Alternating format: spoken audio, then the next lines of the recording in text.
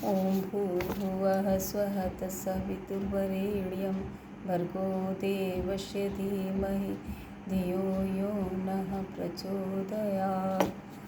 आइए, उपासना जीवन की अनिवार्य आवश्यकता। इस साहित्य का गुरुदेव के पहले दिन 10 मिनट का वाचन था। आज दूसरा दिन है जिसका शीर्षक है ईश्वर उपासना आवश्यक क्यों।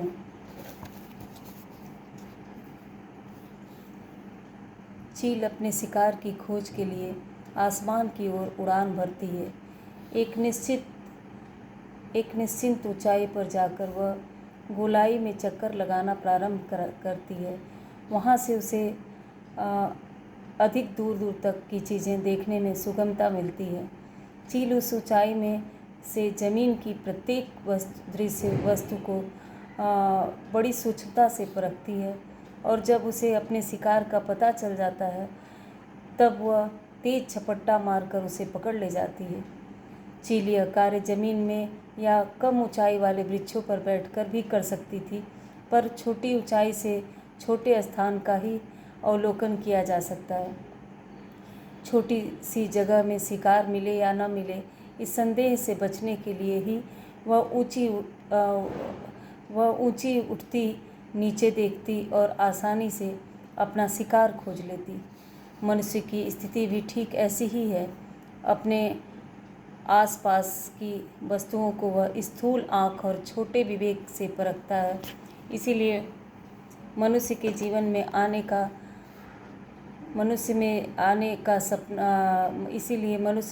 आने का अपना लक्ष्य वह अधिक निश्चय पूर्वक नहीं खोज पाता। अपने जीवनोद्देश्य से परिचित रहे व्यक्ति के तौर तरीके, रहन सहन और विचार व्यवहार भी प्रायः अस्त व्यस्त श्रेणी के होते हैं। जिस मनुष्य ने सही लक्ष्य का ज्ञान प्राप्त न किया हो, उसका जीवन व्यर्थ ही समझना चाहिए। ईश्वर उपासना से मनुष्य को वह स्थिति प्राप्त होती है जहाँ से वह अधिक सूक्ष्मता, दूरदर्शिता एवं विवेक के साथ संसार और उसकी परिस्थितियों का निरीक्षण करता है। अपने ही खुद अहंकार से संसार की तुलना करने से मनुष्य के प्रत्येक कार्य में संकीर्णता रहती है। संकीर्णता के कारण आत्मा अपनी विशालता का, शक्ति और सामर्थ्य का आनंद नहीं लूट पाती। मनुष्य तुच्छ बना रहता है, ठीक उसी तरह जिस तरह सृष्टि के अन्य जीव जंतु। आत्मा के सच्चे स्वरूप के ज्ञान के लिए वह ऊंचाई अपेक्षित है जो ईश्वर उपासना से मिलती है। सही लक्ष्य का ज्ञान उस स्थिति का बार बार मनन किए बिना प्राप्त नहीं होता। जब भी कोई ईश्वर उपासना के लिए तत्पर होता है तो वह इस आधार को ही लेकर चलता है कि संसार की कोई नियामक शक्ति अवश्य होनी चाहिए। प्रत्येक वस्तु का कोई न कोई रचयिता होता है, तब विश्व का सृजनकर्ता भी कोई अवश्य होगा। जब इस तरह की मान्यता अंतःकरण में उदय होती है तो तत्काल मनुष्य के सोचने के ढंग में परिवर्तन होता है। अब तक जो वस्तुएं उसे सामान्य सी प्रतीत होती थीं, अब उनमें विशद ज्ञान भरा पड़ा दिखाई देने लगता है। इस तरह मनुष्य का ज्ञान विकसित होता है और विश्व के सच्चे स्वरूप को जान लेने की छटपटाहट भी। यह दोनों बातें मनुष्य के सही लक्ष्य के चुनाव के लिए आवश्यक थीं। दोनों ही ईश्वर उपासना से मिलती हैं। उदाहरणार्थ सूर्य, चंद्रमा, पृथ्वी, सागर, नदियाँ, पहाड़ आदि प्राकृतिक वस्तुएं जिन्हें साधारण मनुष्य यूं ही देखकर छोड़ देते हैं, ईश्वर उपासक उन्हें व्यापक रूप में देखता है। वह सोचता है कि इतना बड़ा संसार बन सके वह पदार्थ क्या है। वह सोचता है कि इतना बड़ा संसार बना सके वह पदार्थ क्या है। यह शरीर कहाँ से आया और इसके भीतर निवास करने वाले अहंकार का स्वरूप क्या है। उपासना का स्तर जितना विकसित होता है, गूढ़ प्रश्न उतने ही अधिक मात्रा में प्रस्फुटित होते हैं। विचार करने की क्षमता भी उसी अनुपात में बढ़ती है। और यह निश्चय है तब मनुष्य अपने जीवनोद्देश्य की समीपता की ओर भी तीव्रता से अग्रसर होने लगता है। साधारण व्यक्ति इस संसार के भौतिक पदार्थों में सुख खोजते हैं। ज्ञान का उनकी दृष्टि में कोई महत्व नहीं होता, पर इससे मनुष्य जीवन में विकार पैदा होते हैं, बुराइयां आती हैं और कठिनाइयां बढ़ती हैं। जब तक मनुष्य भौतिक सुखों की खोज में भटकता है तब तक अपनी परेशानियां ही बढ़ाता है। उसे यह ज्ञान नहीं होता है कि सुख और दुख में अंतर क्या है।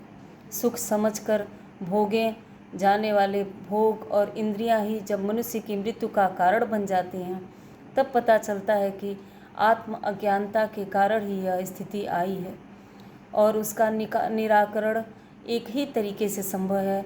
उसी का नाम है ईश्वर उपासना, जहाँ से ज्ञान का प्रादुर्भाव होता है।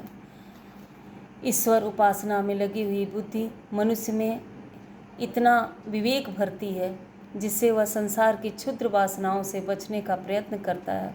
सच्चाई का अनुभव किए बिना सुख कहाँ। अज्ञान तो मनुष्य के दुख का ही कारण बताया गया है। अपनी आँख से अपनी आँख को देख पाना बड़ी कठिन बात है। जब कोई आवश्यकता पड़ती है तो दर्पण खोजते हैं और उसके माध्यम से आँख की स्थिति का पता लगाते हैं। मनुष्य इसी तरह अपने भीतर बैठकर अपनी स्थिति का अंदाज़ा लगा सकता है। अपनी जानकारी ही पर्याप्त नहीं है, अपने आसपास पड़ोस की वस्तुएं वह परिस्थितियां जिनसे मनुष्य प्रतिक्षण प्रभावित होता है उनकी भी जानकारी आवश्यक है। इन सब का ज्ञान सबसे ऊंची जगह बैठकर ही किया जा सकता है। वह स्थिति ब्रह्म की ही हो सकती है। वह स्थिति ब्रह्म ही हो सकती है। ब्रह्म की अनुभूति के साथ साथ ही संसार के सच्चे ज्ञान का प्रादुर्भाव होता है।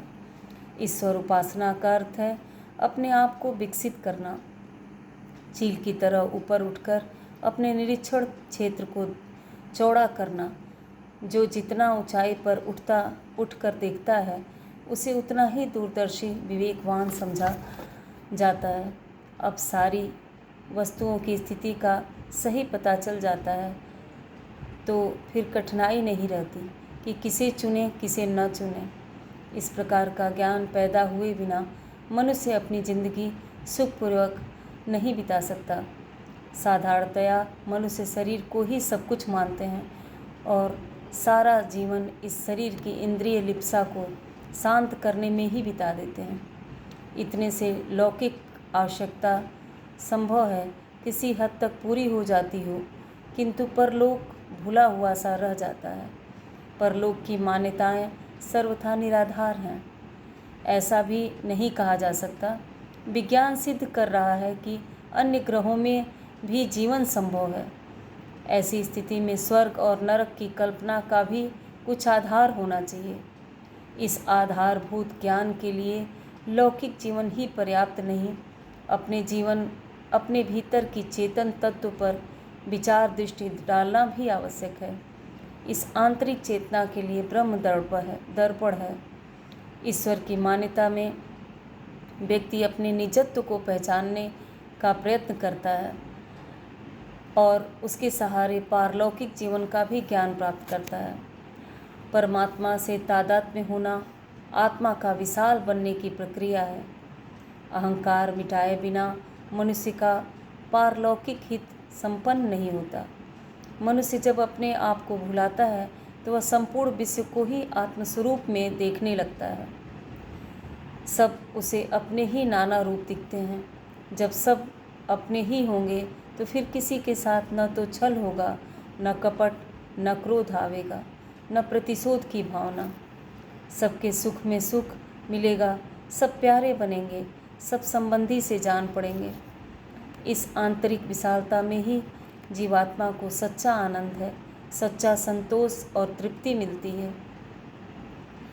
यह स्थिति पाकर मनुष्य का जीवन सार्थक हो जाता है। मनुष्य आनंद से उत्पन्न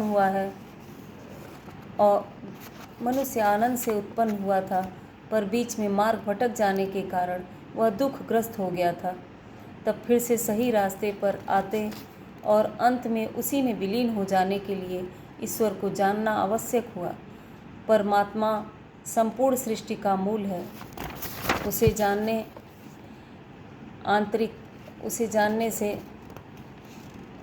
जानने से ही आंतरिक प्यास बुझती है, संतोष मिलता है और सद्गति मिलती है।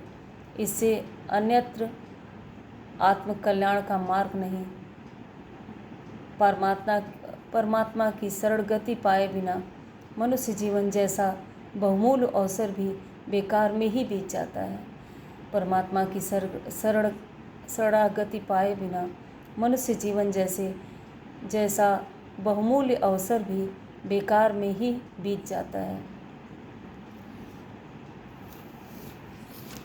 सबको कोटि कोटि प्रणाम।